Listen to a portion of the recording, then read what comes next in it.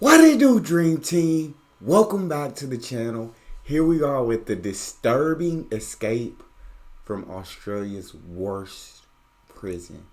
Before we dive into this video, if you happen to enjoy it, please don't forget to subscribe. Get a video a thumbs up. Y'all ready for this? To see what Australia's worst prison looks like? And I'm scared of this escape, but I'm ready for a good story. Let's dive right in. In 1788, the British began sending prisoners to Australia to alleviate their overcrowded prisons and as part of their strategy to start colonizing the land. Many of these men were not charged with serious offenses, and so after their sentence would be released and begin a new life. Other prisoners would only continue to misbehave, and the worst of these would be sent to the remote and brutal prison colonies in Tasmania. And the worst of these colonies was the Sarah Island prison, where the conditions and punishments were truly horrific. So much so that prisoners would make frequent escape attempts.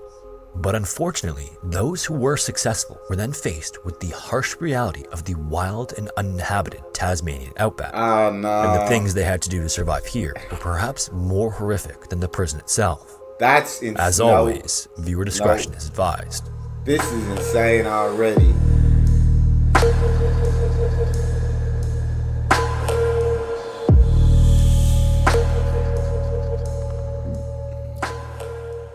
There's a long-standing and mostly inaccurate joke that all Australians are descendants of criminals. And while it's true that the British sent many of its worst prisoners out that way, 80% of the people who immigrated to Australia in the 19th century went there by choice for a better life in a new land. Now with that said, that does still mean that 1 in 5 of the Europeans to set foot on Australian soil was a convicted criminal.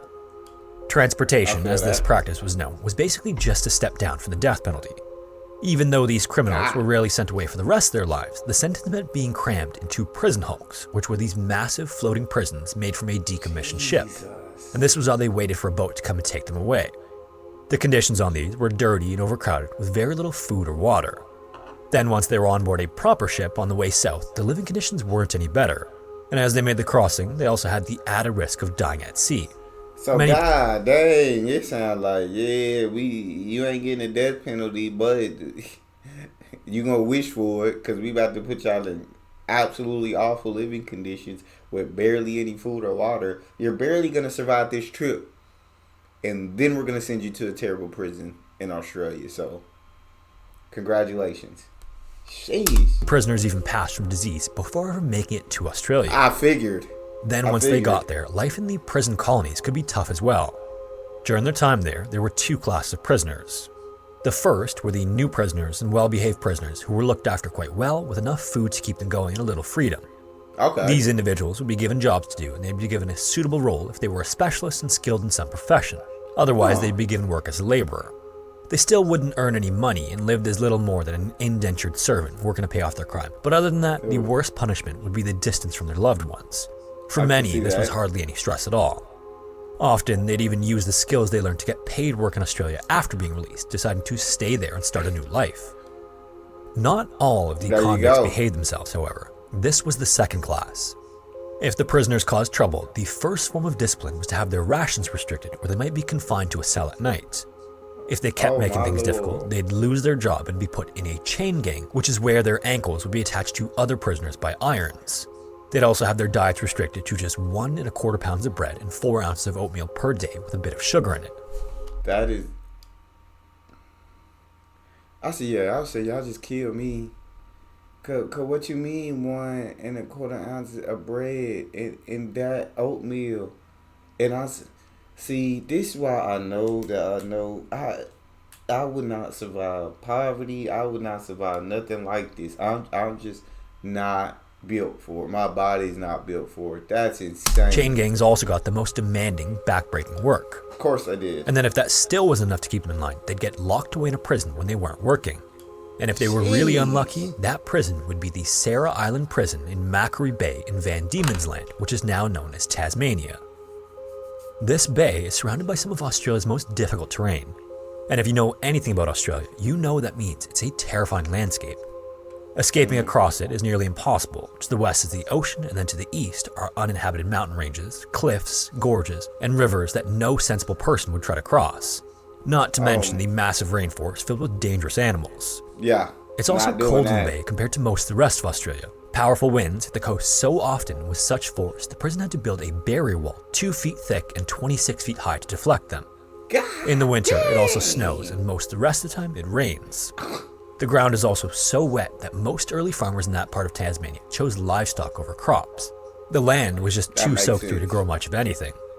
The only place where that wasn't the case was Phillips Island, which is another island in the bay with some shelter from the wind and rain, but it's also tiny.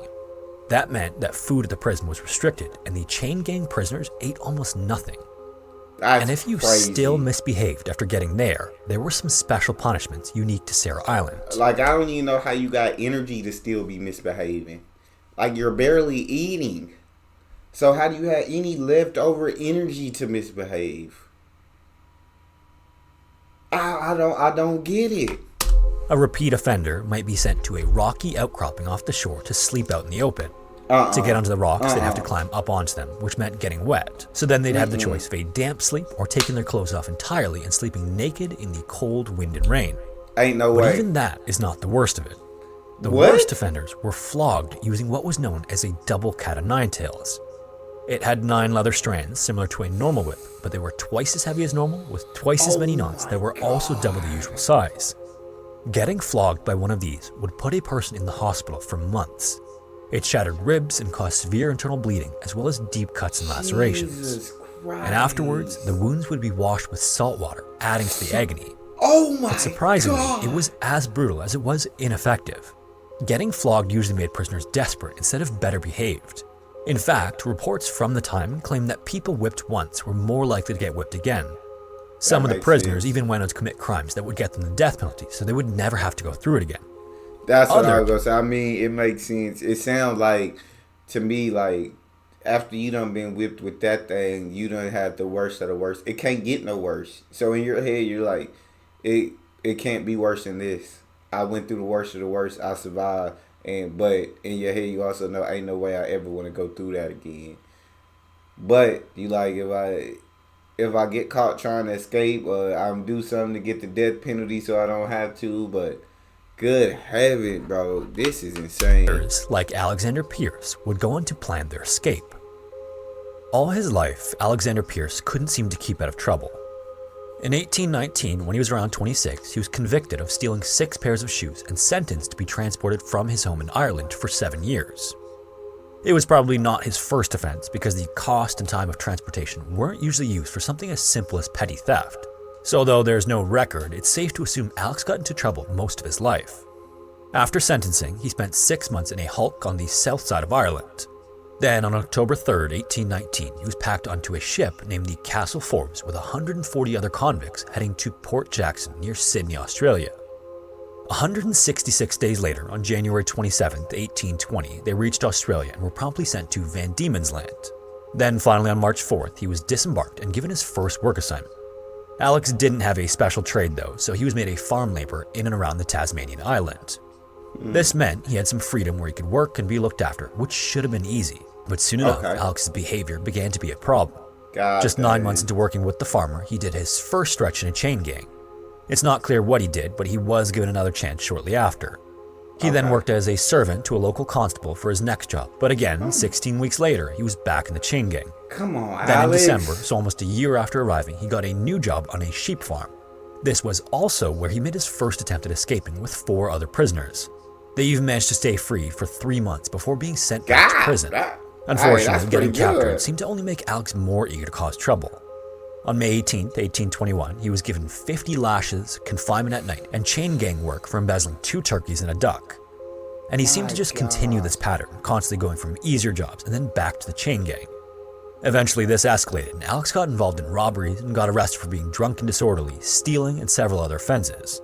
After which, in November of the same year, he was given 6 months in a chain gang. During this time as well, Alex had also been forging order forms to get a hold of items, maybe for trade or to use himself. In March of 1822, this fraud was discovered, and he ran away with 6 other prisoners for a second time. He managed to stay free for another 4 months.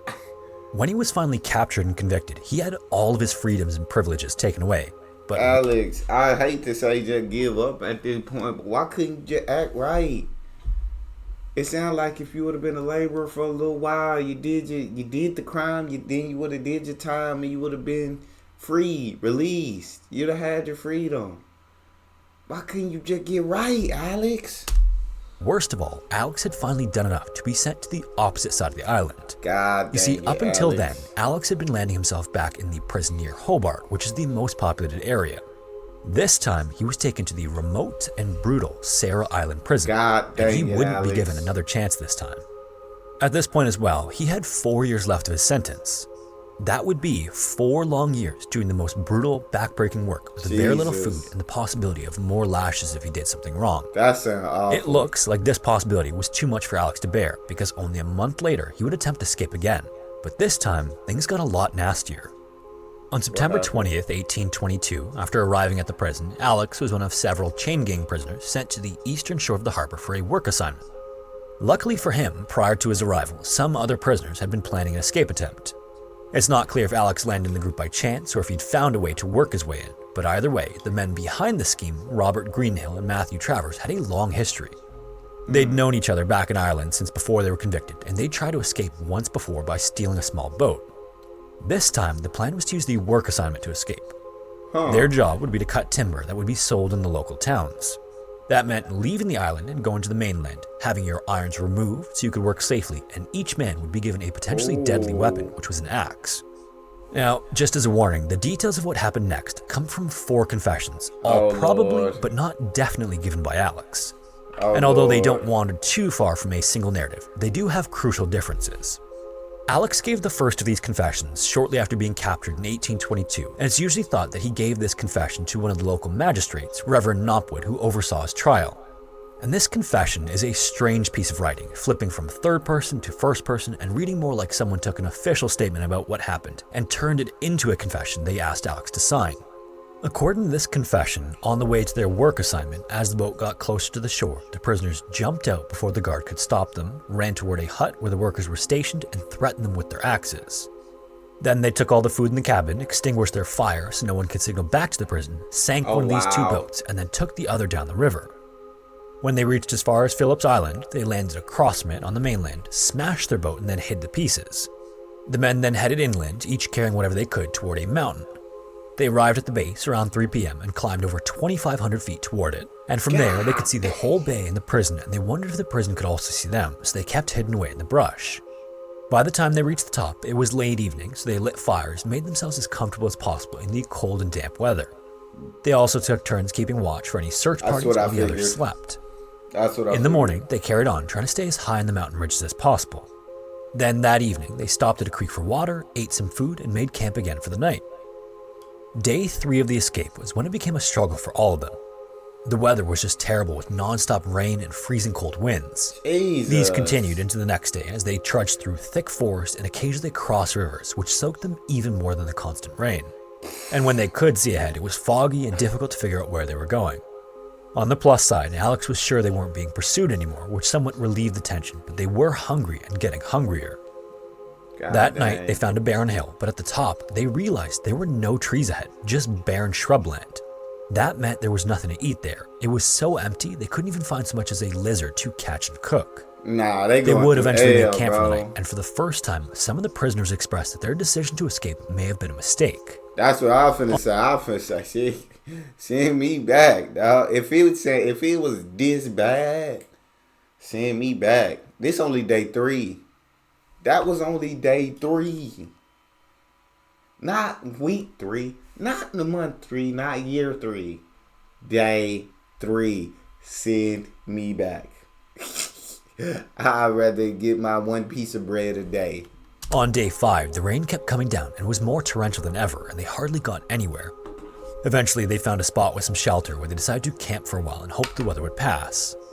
On day 7, the rain settled and the fog lifted, and they could make out a mountain in the distance known as Frenchman's Cap.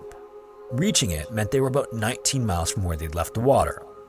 Then once they got to the mountains, the area wasn't as barren anymore, so they cut trees, built barriers from the wind, and started a fire. On day 8, the weather was better again, but the bush was so thick it made it almost impossible to make any progress. They decided the best way to keep going was to take turns going ahead with an axe to cut a path. While doing this, to keep tabs on each other because they were spread out, they'd call out from time to time, but at some point, somehow, 3 of the prisoners disappeared. Rather than worry that they might have been left behind, the others were worried they'd given up and were instead on their way back to let the guards know where they were to try to get some leniency for their escape attempt. Nah. These jokers, they kid. You don't know what's in that outback. You don't know what 1800s. I don't know what animals was slithering around back then. What I do know is these 3 boys ain't go back. They ain't go back to that prison. What I do know is they died. I can guarantee you, for the rest of the story, you will not hear about these 3 again. So rather than go back and look for them, they increased their speed through the dense bushes. On day 10, the rain came down hard again, and the remaining 4 men were desperate to find any sign of people. Despite the weather though, they crossed another set of mountains, then they found a river on day 11 and camped beside it overnight. The next day, the men who could swim helped those who couldn't get over the river. By then as well, their shoes had worn out and walking was painful. They were also hungry, cold, and wet, and they began to slow down, managing only 4 or 5 miles on days 13 and 14. Then on day 15, they reached another larger river. Because they hadn't eaten for days, there was just no way they could cross. They didn't have the strength. This is when someone in the group had an idea. Alex claims, at least in this first confession, that the group came up with the idea together, but obviously someone must have suggested it first. What's that? What the group had decided was that it might be better to sacrifice one man so the others could survive by eating him. Nah. What y'all do, draw straws? It would have had to be one of the men that can't swim, I would assume. That couldn't swim as good because y'all got to cross another river. So one of the men that can't swim got to get ate. But nah. I would have said, I'm not sacrificing my life so y'all can be free. I didn't go through hell. Go through all that rain. Know what I'm saying? Put up with the chain gang and all. I didn't go through all that. So y'all could enjoy the freedom that I'm trying to get. That's crazy. And apparently, they were all so hungry and desperate that they decided this was a good idea. Oh, Lord. They then drew straws, and a man named Thomas Bodenham drew the short straw. According to Alex, he didn't panic or beg. He only asked to be allowed to pray and ask God for forgiveness for his crimes. That's crazy. Then they sent 2 of the group off to collect wood, knowing they wouldn't like what was about to happen. Alex claims that Robert then took his axe and struck Thomas on the head, instantly taking his life. And the reason Robert was chosen for this task was because, according to Alex, he was the only one of them who'd killed before. Then Robert took out his knife and removed the edible portions that the others cooked on the fire. Oh my God. And according to Alex once again, how easy all this seemed to be for Robert was unsettling and made the rest of them uncomfortable. Either way, for the next 8 days, they continued making their way through the bush with their new source of food keeping them alive. But soon enough, this began to run out too. Eventually, they reached a valley with fern roots growing around a small stream. That's what I'm saying. Hey, you take one out, you got to start thinking if you didn't pull that short straw. If we run into this situation again, Robert don't look like he ever gonna accept that short straw drawing. So it's a 1 in 3 chance I'm dead. One of the men, John Mathers, thought this might be a good food source. He scoured the valley for the youngest roots he could, managed to get a fire going, and then boiled some of the roots. After letting it simmer for a while, he ate some of it, and these turned out to be completely inedible, and John began to heave and then threw up everything he'd eaten. Ooh. And then, according to Alex, Robert struck John in the head with his axe. See? This somehow wasn't a fatal blow, and John then managed to wrest the axe from Robert's hands. I'm telling you. Incredibly, John restrained himself, and instead of retaliating, only insisted that Robert shouldn't be allowed anywhere near the axe again, which was unanimously agreed to by the others. I swear to God. Later that day, John confided in Alex that he thought Robert and Matthew, given their prior history, would stick together and were just looking for the right moment to attack again, and that he and Alex should watch out for one another. Horrifyingly, 2 days later, maybe because he wanted to side himself with the strongest people in the group, a starving Alex decided that Robert and Matthew were the better chance of survival. One evening, one of the 3 of them pretended to be gathering wood and moved close to John. Then, before he could stop them, they pinned him to the ground, took the axe, and this time they were successful. Afterward, Robert found excuses to justify what they'd done. He said they were probably close to a town, and he didn't think that John would have kept quiet about what had happened to Thomas. So not only did they have the strength to reach salvation thanks to the additional food, but they also saved themselves from the gallows. They all Nah, you can't. We not trusting Robert, dog. Robert is Robert is a killer through and through. And hey, John tried to get you on his side, Alex, because we think now it's just three of y'all, and it sounds like the other two, Matthew and Robert, are close. So if it came down to somebody else getting eight, nah, this crazy. agreed with this sentiment, and with newfound strength, they carried on, although Alex, admittedly, was still a little bit worried about Robert. 4 days after they'd taken John's life, a venomous snake bit Matthew in the leg while they were walking. God damn. They didn't immediately know it was venomous until his leg swelled up, making it so painful to walk that he couldn't go any further. Matthew then told the others to go on without him because between the hunger and the worsening bite, he was sure his end was near. And he, like John, just wanted to pray and try to find forgiveness before he died. But Robert refused to go. Matthew was the only person Robert cared about, and he wasn't going to leave his friend to die. Oh, wow. They would end up staying with him for 5 more days, and Robert did all he could. He fed him, brought him water, and tried to make him comfortable, but Matthew was in severe pain and his condition was worsening. Alex, on the other hand, partly because he thought Matthew had no chance of surviving, but mainly because the food they had was running out, wanted to end Matthew's life.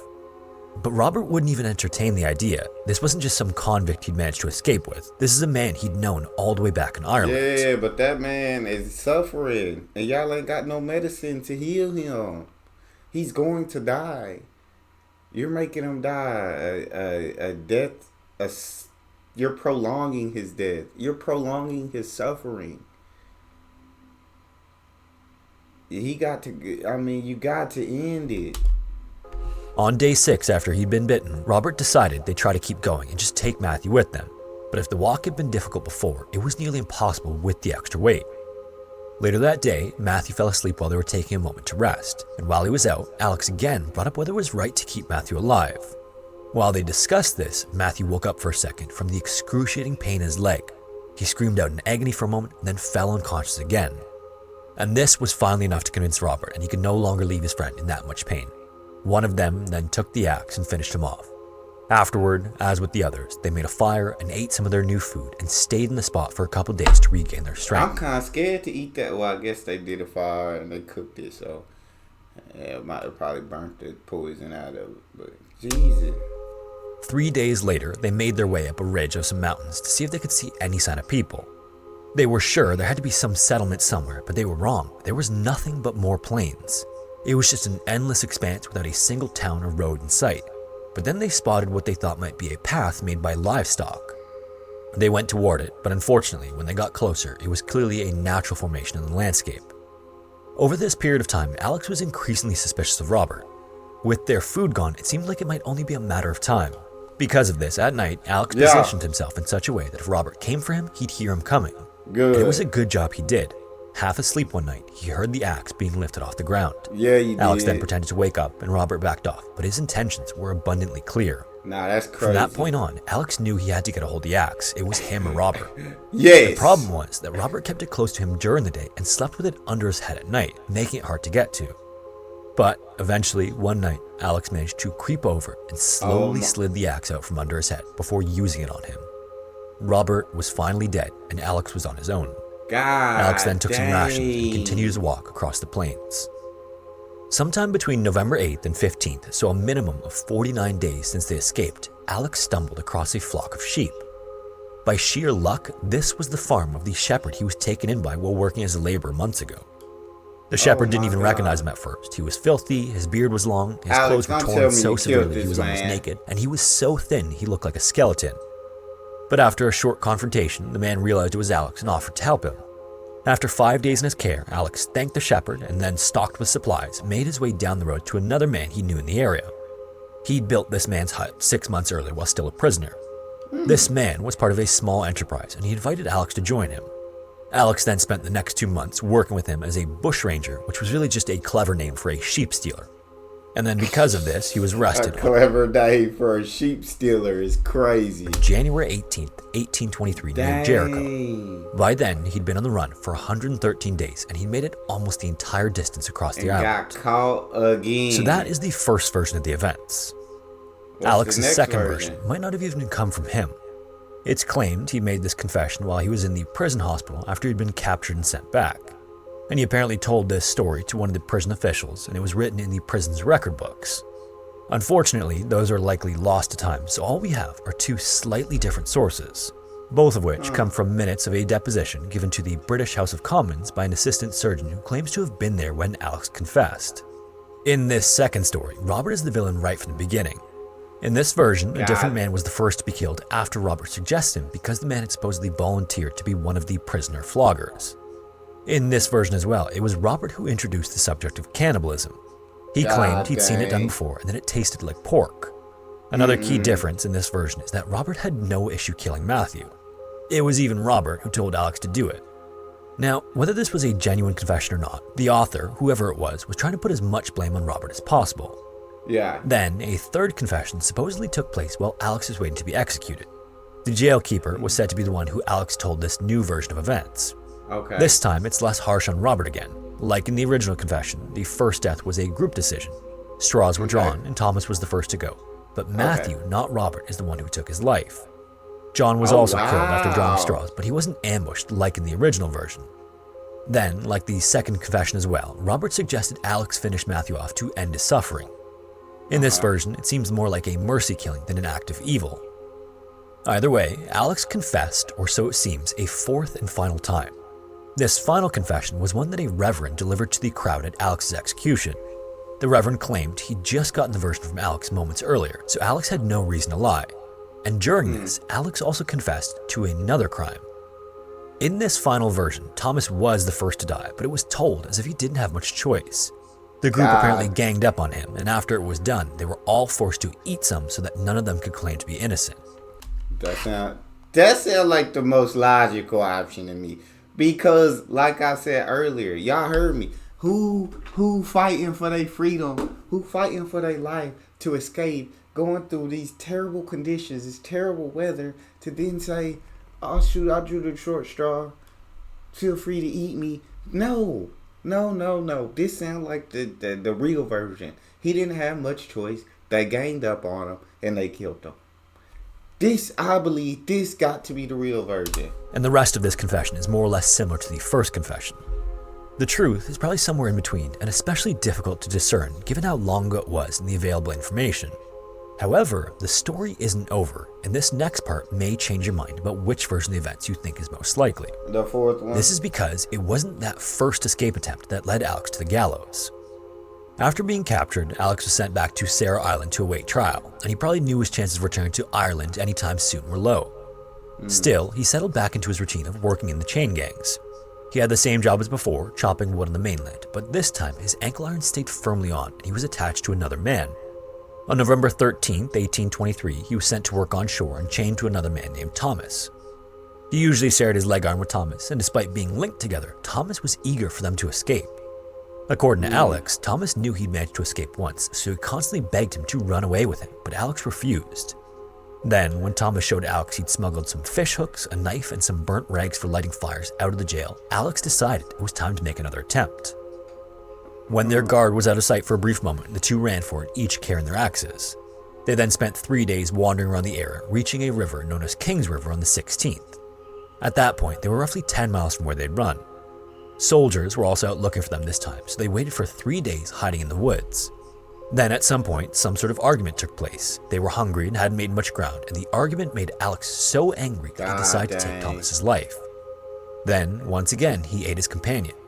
As you might have noticed, this was becoming almost a habit. Yeah. He stayed there for the rest of the day and that night before deciding to simply go back to turn himself in. That's crazy. This was his second escape from Sarah Island and his fourth escape attempt overall, and it would also be his last escape. Yeah. Alex was convicted of the murder of Thomas and hanged at 9 a.m. on July 19th, 1824. Afterward, he was taken away and dissected in the belief that they might find some physical reason for why he'd become a cannibal. His skull was eventually bought by an American phrenologist, Dr. Samuel George Morton, who was certain the lumps and bumps would explain why he did what he did. His skull is now at the Pennsylvania Museum of Archaeology and Anthropology. Oh my lord. So after hearing everything, which version seems more likely? Was Alex hiding something deep within him that drew out a cannibalistic tendency? Yes. Or was it just a coincidence? Was Alex cannibalism just a means to survive on both occasions? I'd be curious to hear your thoughts down in the comments. If you have a story suggestion, feel free to submit it to the form found in the description. Alex is a killer. Point blank. Period. We ain't gonna get. Ain't no sugarcoating this topic. Ain't no getting around the subject. Ain't no beating around the bush. Alex like eating people. He like eating people. He ain't thinking no other solution. We can do this. He want to eat people. Robert might have. I mean, I guess he had killed before too. So, I think the version of the fourth, a mixture. What happened is Thomas was the first one to go because they all decided we gonna jump Thomas. I mean, we all starving to death. We ain't got nothing to eat. One of us, we got to eat somebody. They ganged up on Thomas and killed him. John was the second one to go. John, that's who they ganged up on next. That's point blank, period. They ganged up on John next. Matthew probably really did get bit by a snake. But he couldn't. Yeah, I assume if Robert was still there, Matthew probably got bit by that snake. Put him out of his misery. Bam. And then Alex killed Robert in the night and ate him. And then he had a taste for people. He had I don't know what was up with his brain, but that's crazy. Alex, I'm not buying a lot of these stories, Alex. That last one sounded the more realistic one. That's all we got, though. If you guys enjoyed that, please make sure you get a video a thumbs up. Make sure you subscribe, and then check out the next video. See y'all next time.